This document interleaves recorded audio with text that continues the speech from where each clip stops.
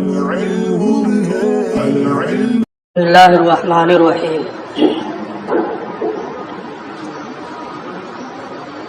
فإن قیل الجوہر الفرد متحیز ولا بعد فیہ وإلا لکان متجزیہ.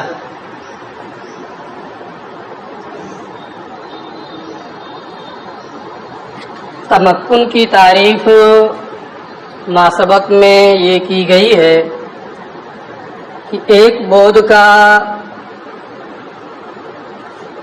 دوسرے بعد میں سرایت کرنا، ایک بعد کا دوسرے بعد کو مشغول رکھنا، یا ایک بعد کا دوسرے بعد کو پر کرنا. مختلف تعبیریں ہیں، آپ جو چاہیں اختیار کر سکتے ہیں، بات ایک ہی ہے. اس پر اعتراض اس کا یہ ہے، معترض کا، کہ ایک بعد کا دوسرے بعد میں سرایت کرنا یا ایک بعد کا دوسرے بعد کو پر کرنا، ایسی صورت میں لازم آئے گا کہ جوہر فرد یہ متحیز اور متمکن ہو.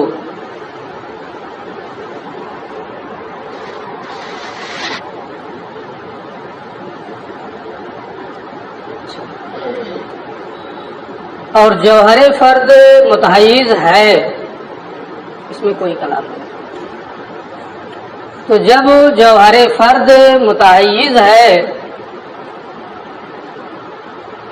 تو تحیز و تمکن کی جو وضاحت کی گئی ہے کہ ایک بعد کا دوسرے بعد کو پر کرنا، اس سے لازم کیا آئے گا؟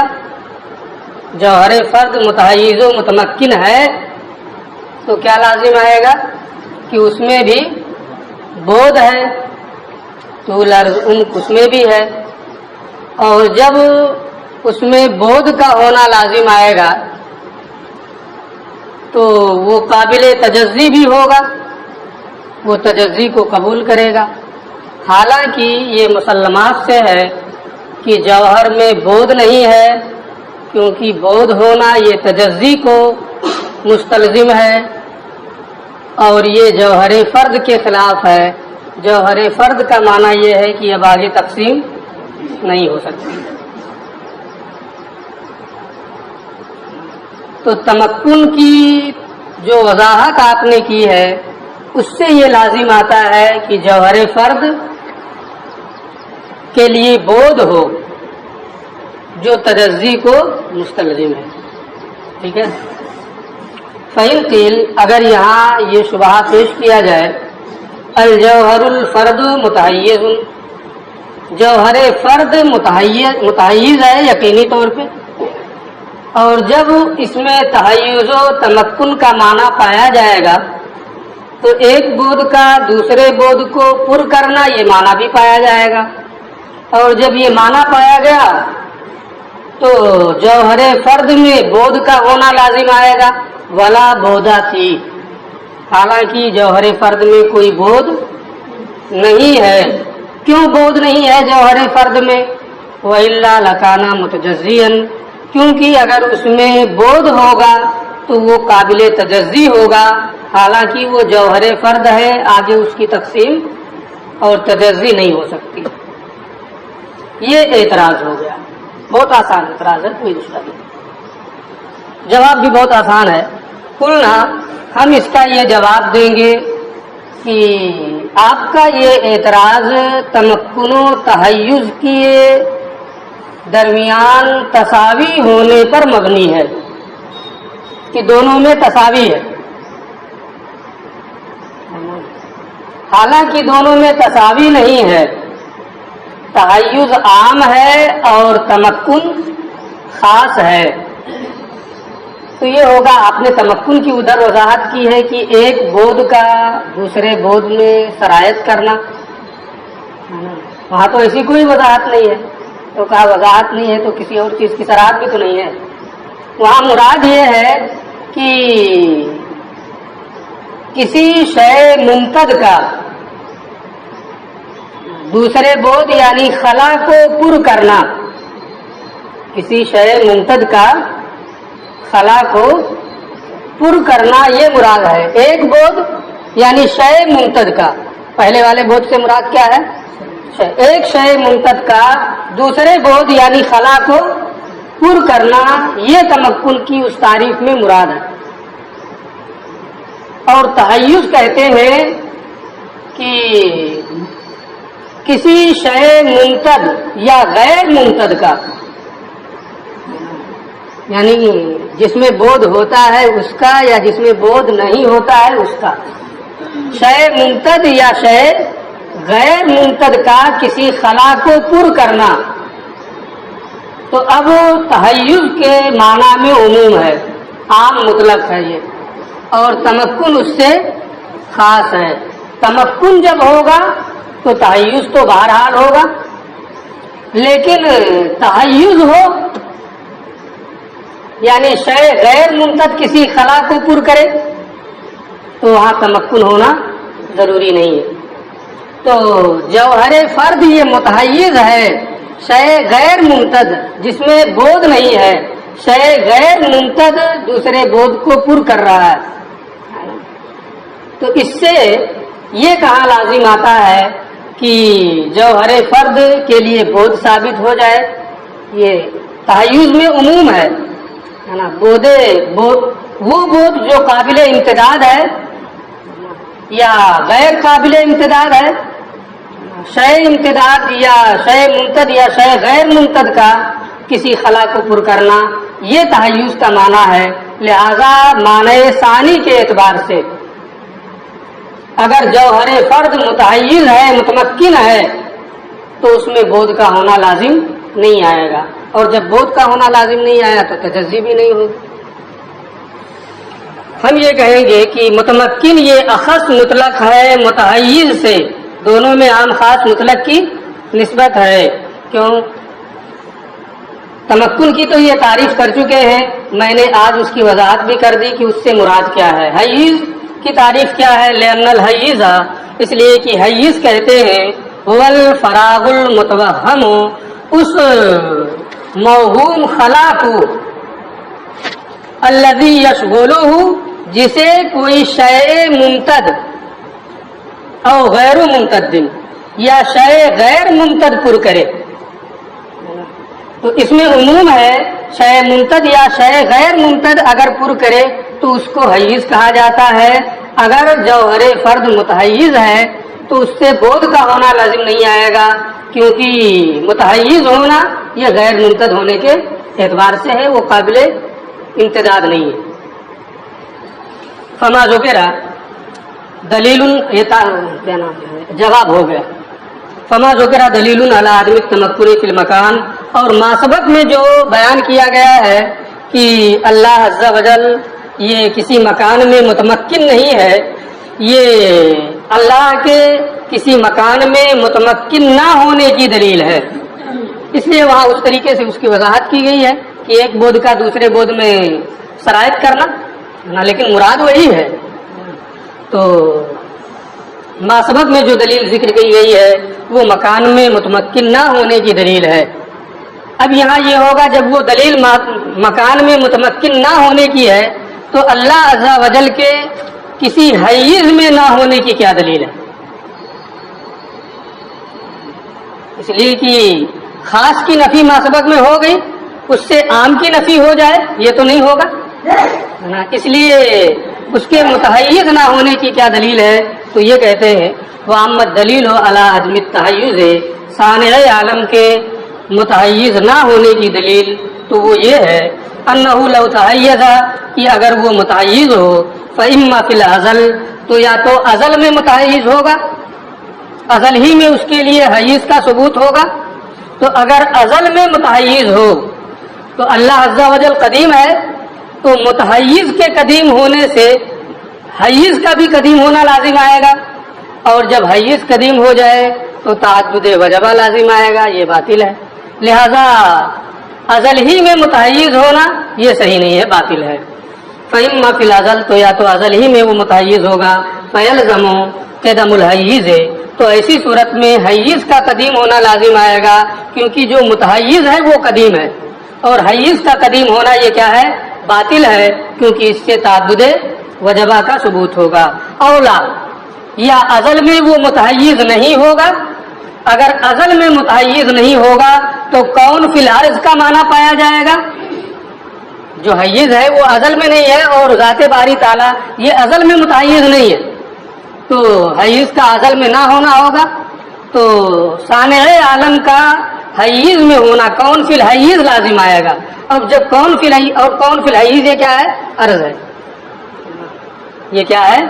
عرض ہے، فیکون محلا للحوادث، اور جب کون فی الارض پایا جائے گا، اور کون فی الارض یہ عرض ہے، فیکون محلا للحوادث ہے، تو واجب تعالیٰ کا محل حوادث ہونا لازم آئے گا، اور جو محل حوادث وہ حادث ہوتا ہے، لہذا اس کا حادث ہونا لازم آئے گا، ہے نا۔ لہذا یہ بھی باطل ہے کہ وہ ازل میں متحیز نہیں ہے نا، یہ صورت بھی باطل ہے۔ اور جب دونوں صورتیں باطل ہیں، ازل میں متحیز ہونے کی اور بعد میں متحیز ہونے کی، تو اس کا متحیز ہونا بھی کیا ہوگا؟ باطل ہوگا۔ یہ ایک دلیل ہو گئی۔ وائزن، دوسری دلیل صانع عالم کے متحیز نہ ہونے کی یہ ہے، اما ان یساوی الحیز، کہ اگر اسے متحیز مانے تو یا تو وہ حیز کے برابر ہوگا، یا او ینقصان ہو، یا حیز سے چھوٹا ہوگا، اور حیز یہ متناہی ہے، تو اگر حیز کے برابر ہو، ہے نا، تو متناہی کے برابر ہوا تو اس کا بھی متناہی ہونا لازم آئے گا۔ جو متناہی ہے اس سے چھوٹا ہو، تو جب متناہی سے چھوٹا ہو جائے گا تو بہرحال وہ متناہی ہوگا۔ تو اگر حیز متحیز مانا جائے صانع عالم کو، تو یا تو حیز کے وہ مساوی ہوگا یا اس سے چھوٹا ہوگا۔ اگر مساوی ہے یا چھوٹا ہے تو یہ دونوں چیزیں حیز کی، حیز متناہی ہے تو چھوٹے ہونے یا مساوی ہونے کی صورت میں صانع عالم کا متناہی ہونا لازم آئے گا، اور یہ باطل ہے۔ فیکون متناہیا، تو صانع عالم کا متناہی ہونا لازم آئے گا، اور یہ باطل ہے۔ متناہی ہونا اس لیے لازم آئے گا کیونکہ حیز متناہی ہے، اور جب حیز متناہی ہے تو جو اس کے مساوی یا اس سے چھوٹا ہوگا وہ بہرحال متناہی ہوگا۔ اور یزیدہ علیہ، یا اس کے مساوی یا اس سے چھوٹا نہیں بلکہ اس سے بڑا ہوگا۔ اگر بڑا ہے حیز سے تو پورا تو اس میں آئے گا نہیں، کچھ آئے گا کچھ نہیں آئے گا، تو اس کا متجزی ہونا لازم آئے گا، اور یہ تجزی بھی کیا ہے؟ باطل ہے۔ بعض حصہ آئے گا حیز میں، بعض نہیں آئے گا، تو تجزی ہو جائے گی۔ اور یزیدہ علیہ، یا اس سے بڑا ہوگا، فیکون متجزیا، تو پھر تجزی کا ہونا لازم آئے گا، اور یہ بھی کیا ہے؟ باطل ہے۔ لہذا ثابت ہوا کہ وہ متحیز نہیں ہے۔ یہ دو دلیلیں ہو گئی۔ ماسبق سے اتنا ثابت ہوا کہ اللہ عز و جل کے لیے مکان نہیں ہے، مکان سے، حیز سے وہ پاک ہے، اور نفس مکان ہی کو جہت کہا جاتا ہے۔ ایک قول پر نفس مکان کو جہت کہا جاتا ہے، جیسے یہ مکان ہے اس کو جہت کہا جاتا ہے دوسرے مکانات کے اعتبار سے، کہ یہ پورب ہے، یہ پچھم ہے، یہ اتر ہے، یہ دکھن ہے نا۔ تو ایک قول یہ ہے کہ نفس مکان ہی جہت ہے، اور ایک قول یہ ہے کہ امکنہ کے جو حدود و نہایات ہیں، جیسے یہ امکنہ کے جو حدود و نہایات ہیں انہیں جہت کہا جاتا ہے، جیسے یہ اور یہ ہے نا۔ تو حدود و نہایات کو کیا کہا جاتا ہے؟ جہت کہا جاتا ہے۔ تو جب مکان ہی نہیں ہے تو اگر نفس مکان کو جہت مانا جائے تو اللہ عز و جل جہت سے بھی پاک ہوگا، اور اگر امکنہ کے جو حدود و نہایات ہیں اس کو جہت مانا جائے تو اللہ کے لیے مکان ثابت نہیں ہے، تو اس کے حدود و نہایات بھی نہیں ہوں گے، حدود و نہایات نہیں ہوں گے تو جہت کا بھی ثبوت نہیں ہوگا۔ تو جب مکان کی نفی ہو گئی تو اسی سے یہ بھی ثابت ہو گیا کہ اللہ کے لیے جہت نہیں ہے، یعنی اس کو یہ نہیں کہہ سکتے ہیں کہ اوپر ہے، نیچے ہے، دائیں ہے، بائیں ہے نا، یہ ان ساری چیزوں سے وہ متصف نہیں ہوگا۔ وَإِذَا لَمْ يَكُنْ فِي مَكَانٍ، اور جب وہ کسی مکان میں نہیں ہے، لم یکن فی جہت، تو وہ کسی جہت میں بھی نہیں ہوگا، نہ جہت علو میں ہوگا، نہ جہت سفل میں ہوگا، اور نہ ان دونوں کے علاوہ کسی جہت میں ہوگا، لأنہا، اس لیے کہ جہت مکانوں کے حدود و نہایات کو کہا جاتا ہے، اور جب مکان ہی کا ثبوت نہیں تو حدود و نہایات کا بھی ثبوت نہیں ہوگا، پھر جہت بھی اس کے لیے ثابت نہیں ہوگی۔ اور نفس الامکنہ، یا جہت نفس مکان کو کہا جاتا ہے، اور جب اللہ عز و جل کے لیے مکان ہی ثابت نہیں ہے نا، تو نفس امکنہ بمانا جہت کا بھی ثبوت نہیں ہوگا، اس لیے وہ جہت سے پاک ہوگا۔ اور نفس الامکنہ یا نفس امکنہ کا نام کیا نام ہے؟ جہت ہے، بے اعتبار عروض الاضافت الی شیء، کسی چیز کی جانب نسبت کے عارض ہونے کے اعتبار سے، مثلا یہی ہے نا، تو یہ ہے، مان لیا یہاں ہے نا، تو یہ کہیں گے کہ اس کے پچھم میں کیا ہے؟ ڈیکس ہے، اس کے پورب میں خلا ہے، دکن میں خلا ہے نا، اور اتر میں خلا ہے، یا کوئی چیز ہو تو اس کو کہہ دیں گے، تو اسی کی جانب نسبت کرتے ہوئے دوسری چیزوں کی جانب ہے نا، اس کی جانب نسبت کرتے ہوئے، چونکہ یہ پچھم میں ہے تو اس کو کہیں گے کہ یہ پچھم کی جہت ہے نا، اوپر کوئی چیز ہو تو کہیں گے یہ اوپر کی جہت ہے۔ تو دوسری چیزوں کی جانب نسبت کے عارض ہونے کے اعتبار سے نفس امکنہ کا نام کیا ہے؟ جہت ہے، اور جب اللہ عز و جل کے لیے مکان ہی نہیں تو نفس امکنہ کے اعتبار سے جو جہت ہو اس سے بھی اللہ عز و جل پاک ہوگا۔ ولا یجری علیہ زمان، اور اللہ عز و جل پر زمانہ جاری نہیں ہوتا ہے، وہ زمانی نہیں ہے۔ کیوں زمانی نہیں ہے؟ لأن الزمانہ عندنا، اس لیے کہ ہمارے نزدیک زمانہ نام ہے ان متجدد یقدر به متجدد آخر، ایسے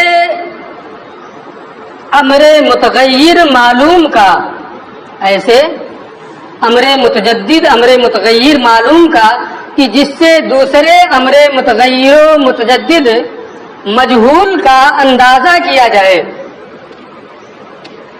کچھ سمجھ میں آیا؟ مثلا آپ کو معلوم ہے کہ کل کا درس کہاں سے ہوا تھا؟ اتنا تو بتائے گا، اتنا تو معلوم ہے۔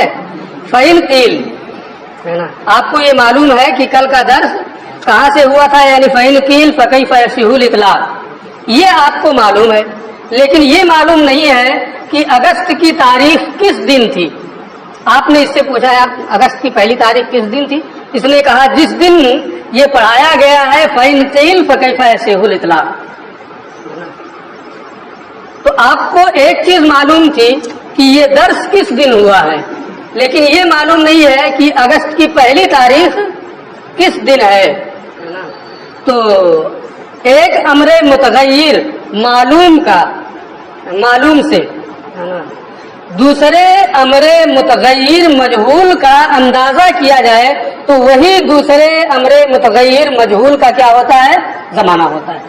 تو جب اس نے یہ کہا کہ جس دن فَإِنْ قِيلَ پڑھایا گیا ہے، اور آپ کو معلوم ہے کہ فَإِنْ قِيلَ کا درس پیر کے دن ہوا ہے، کل ہی تو ہوا ہے نا، تو اب آپ کو یہ بھی معلوم ہو جائے گا کہ اگست کی پہلی تاریخ پیر کے دن ہے نا، تو وہی پیر کا دن اگست کی پہلی تاریخ کا زمانہ ہوگا، وہی اس کا وقت ہوگا۔ یہ زمانہ ہمارے نزدیک زمانے سے یہی مراد ہے، ایک امر متغیر متجدد معلوم جس سے دوسرے امر متغیر مجہول کا اندازہ کیا جائے۔ تو جو معلوم نہیں ہے اس کا اندازہ کیا جائے، تو جو معلوم ہے اسی کے اعتبار سے وہ اس کا امر غیر معلوم کا وہ زمانہ ہو جائے گا۔ جو مثال میں نے دی ہے نا، مثلا کل گزشتہ کے لیے وہ معلوم ہے کہ یہ سبق اس دن پڑھایا گیا ہے، اسی کے ذریعے سے آپ نے اس سے پوچھا تو بتایا جس دن یہ سبق پڑھایا گیا ہے۔ تو جو چیز مجہول ہے، مثلا اگست کی پہلی تاریخ کا علم ہے نا، تو اگست کی پہلی تاریخ کا وہی کل کا دن کیا ہوگا؟ زمانہ ہوگا۔ کس لیے؟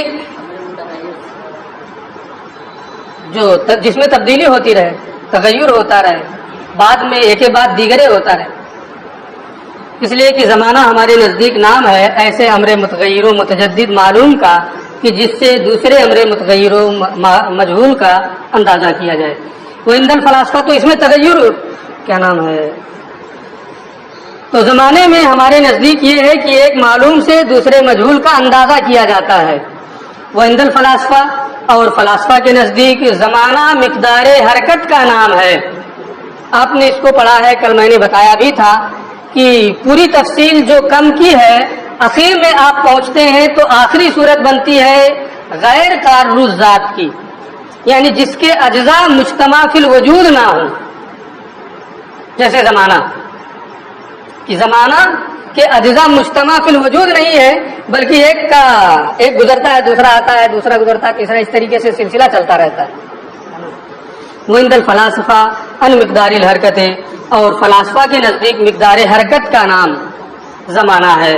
واللہ تعالی منزہ عن ذالک، اور اللہ تعالی متجدد و متغیر ہونے سے اور مقدار ہونے سے پاک ہے، لہذا وہ زمانی نہیں ہو سکتا ہے۔ ہماری صورت میں متجدد ہے، ان کی تقدیر پر مقدار کا نام زمانہ ہو رہا ہے، اور اللہ عز و جل دونوں چیزوں سے پاک ہے، لہذا وہ زمانی نہیں ہے۔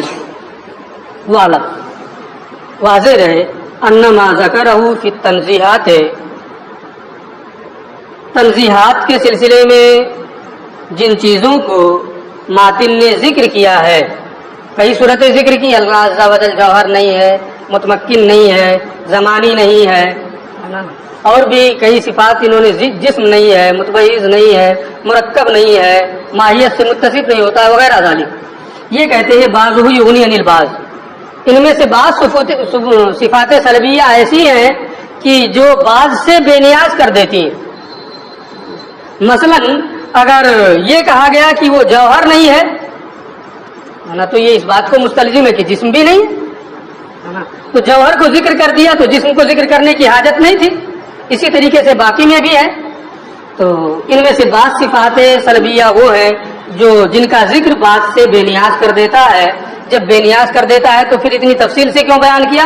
یہ کہتے ہیں الا انه حاول التفصيل والتوضيح قضاء لحق الواجب في باب التنزيه وردا على المشبهه والمجسمه وسائر فرق الضلال والطغيان بأبلغ وجه واوقده، لیکن مصنف نے باب تنزیہ میں اللہ عز و جل کی صفات کے تنزیہ کے بیان میں واجب تعالیٰ کے حق کو پورا کرنے کی خاطر تفصیل و توضیح اور مشبہہ اور مجسمہ اور تمام گمراہ اور سرکش فرقوں کا بلیغ اور مؤکد طریقے پر رد کرنے کی خاطر تفصیل و توضیح کا ارادہ کیا ہے، یعنی بلیغ طریقے پر اور مؤکد طریقے پر تمام گمراہ فرقوں خصوصیت کے ساتھ مشبہہ اور مجسمہ کا رد ہو جائے، اور تفصیل کے ساتھ اللہ عز و جل کی تنزیہ کا بیان ہو جائے۔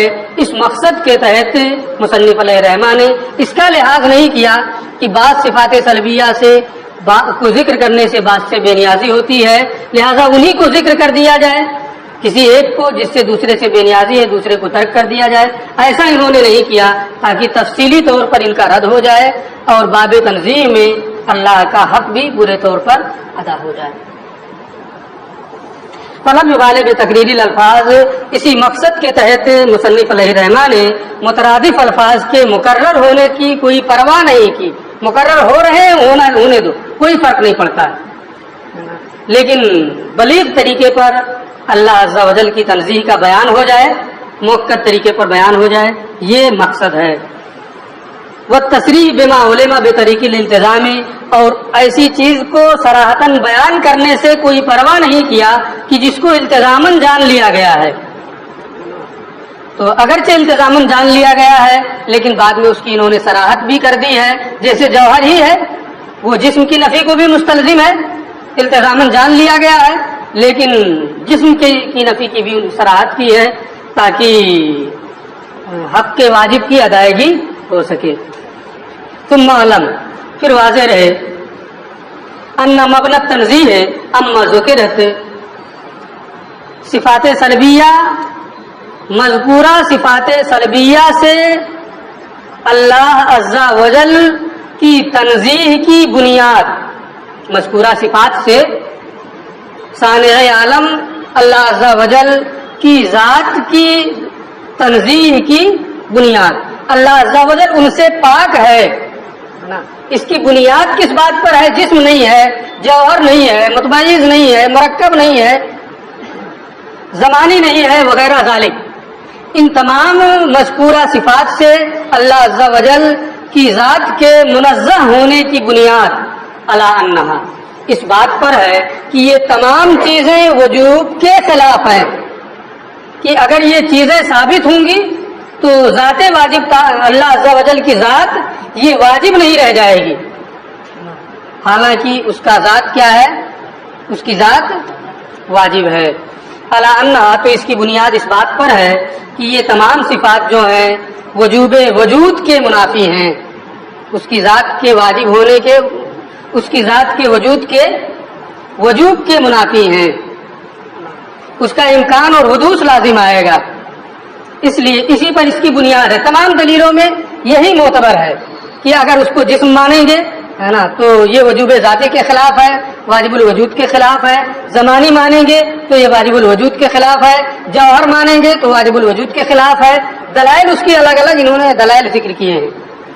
لما فیہا، کیوں یہ واجب الوجود کے خلاف ہے؟ کیونکہ ان صفات میں حدوث و امکان کا شائبہ پایا جاتا ہے، اور جب حدوث و امکان کا شائبہ ہے تو یہ واجب الوجود نہیں رہیں گی، اللہ کی ذات واجب الوجود نہیں رہے گی اگر یہ صفات ثابت ہو جائیں تو۔ علی ما اشرنا الیہ، جیسا کہ ما سبق میں ہم نے اس کی جانب اشارہ کر دیا ہے کہ یہ تمام صفات سلبیہ واجب الوجود کے خلاف ہیں، اس میں امکان اور حدوث کا شائبہ پایا جاتا ہے۔ تو اسی پر مذکورہ صفات سے اللہ کی تنزیہ کی بنیاد، اللہ کے منزہ ہونے کی بنیاد اسی بات پر ہے کہ وہ واجب الوجود کے خلاف ہے اور اس میں شائبہ حدوث و امکان پایا جاتا ہے، اس لیے اللہ ان صفات سے متصف نہیں ہے۔ لا علی ما ذهب الیہ المشائخ، ان مذکورہ صفات سے ذات واجب تعالیٰ کے منزہ ہونے کی بنیاد اس پر نہیں ہے جس کی جانب بعض مشائخ گئے ہیں۔ کیا کس کی جانب وہ لوگ گئے ہیں؟ من، اب جس کی جانب ان لوگ گئے ہیں اس کا بیان، یعنی ان معنی الارض بحسب اللغہ ما یمتنع بقاؤہ، بعض مشائخ اس بات کی جانب گئے ہیں کہ اللہ ارض نہیں ہے۔ کیوں؟ اس لیے کہ ارض کا معنی لغوی اعتبار سے ہے کہ جس کی بقا ممتنع ہو، اور جس کی اللہ عز و جل کی بقا کیا ہے؟ واجب ہے۔ ارض کی بقا ممتنع ہے، اور جب ارض کی بقا ممتنع ہے تو اللہ عز و جل ارض نہیں ہو سکتا ہے۔ اس دلیل کا رد ماسبق میں بہت ہی تفصیل کے ساتھ انہوں نے پیش کر دیا ہے کہ ارض کی بقا ممتنع ہے، یہ ہمیں تسلیم نہیں ہے۔ اس دلیل کا پھر سے آپ اعادہ کر لیں۔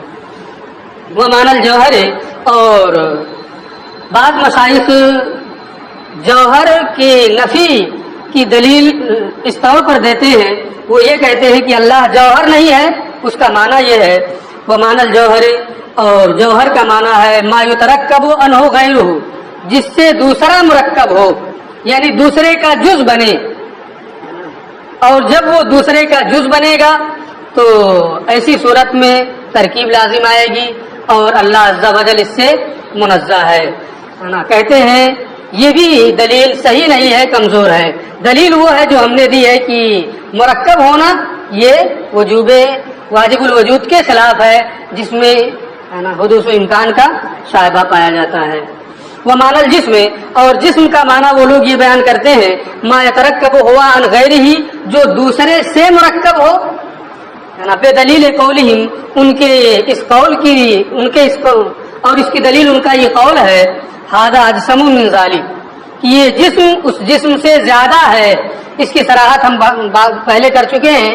اس کا مطلب یہ ہوا کہ ایک جسم کے اجزاء دوسرے جسم کے اجزاء سے زیادہ ہیں، جو یہاں یہ مراد لے رہے ہیں، اور جب ایک جسم کے اجزاء دوسرے جسم کے اجزاء سے زیادہ ہوں گے تو انہی اجزاء سے جسم کی ترکیب ہوگی، اور جب وہ مرکب ہے اجزاء سے تو اللہ عز و جل کا مرکب ہونا اس سے بھی لازم آئے گا، لہذا وہ جسم نہیں ہے۔ یہ کہتے ہیں اس دلیل کی کوئی ضرورت نہیں ہے، دلیل وہی صحیح ہے جو ہم نے بیان کر دیا کہ مرکب ہونے سے واجب الوجود کے خلاف ہونا لازم آئے گا، اور پھر اللہ عز و جل کا ممکن یا حادث ہونا لازم آئے گا، اس لیے وہ جسم سے منزہ ہے۔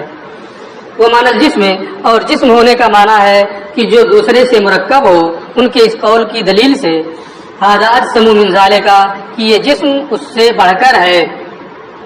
وَأَنَّ الْوَاجِبَ لَوْ تُرُكِّبَ، اور یہ کہ واجب کو اگر مرکب مانا جائے، فَأَجْزَاؤُهُ، تو اس واجب کے اجزاء، تمام اجزاء، اما ان تتصف بصفات الکمال، یا اگر وہ صفات تمام اجزاء جو ہیں اگر اسے مرکب مانے تو اس کے جتنے بھی اجزاء ہیں جمیع اجزاء صفات کمال سے متصف ہوں گے، یا تمام اجزاء صفات کمال سے متصف نہیں ہوں گے، بعض متصف ہوں گے صفت کمال سے اور بعض متصف نہیں ہوں گے، یا کوئی بھی جز صفت کمال سے متصف نہیں ہوگا۔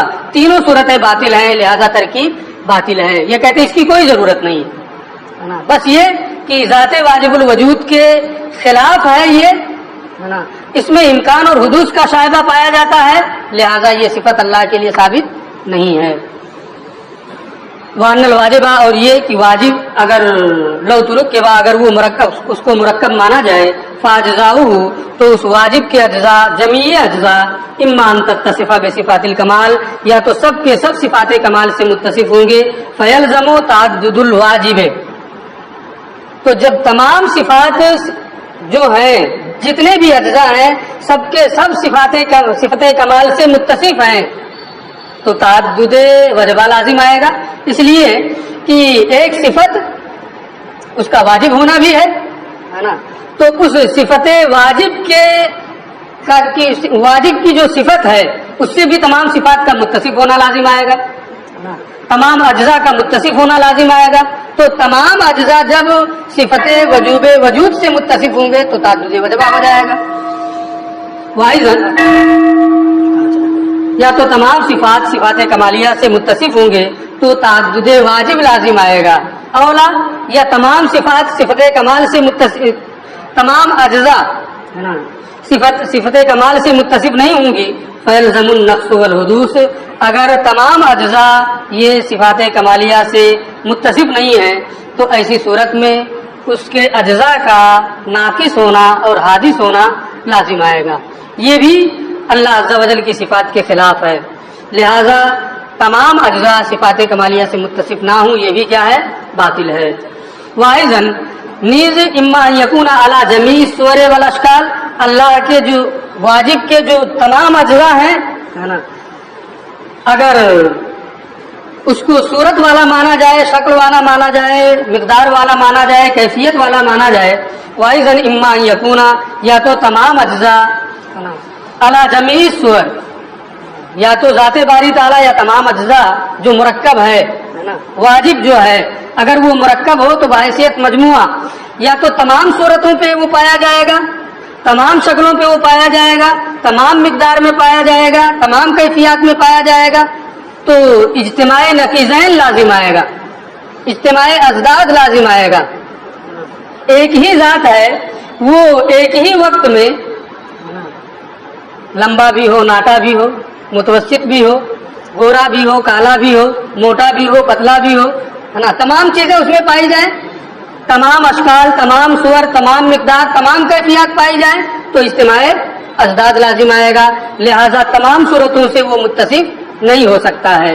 اور علی بعضھا، یا بعض صور، بعض اشکال، بعض مقادیر اور بعض کیفیات پر وہ ہوگا، وہی مستویۃ الاقدام، اور یہ تمام صورتیں یہ سب کے سب فی افادۃ المدح والنقص، مدح و نقص کا فائدہ دینے میں برابر ہیں، اور ان کے محدثات پر دلالت نہ ہونے میں برابر ہے، محدثات پر ان کی دلالت نہ ہونے میں بھی یہ برابر ہیں، تو جب یہ افادہ مدح و نقص میں برابر ہیں، ممکنات ان کی ممکنات پر دلالت نہیں ہو رہی ہے، اس پر بھی یہ سب، اس میں بھی یہ سب کے سب برابر ہیں، تو جب سب برابر ہیں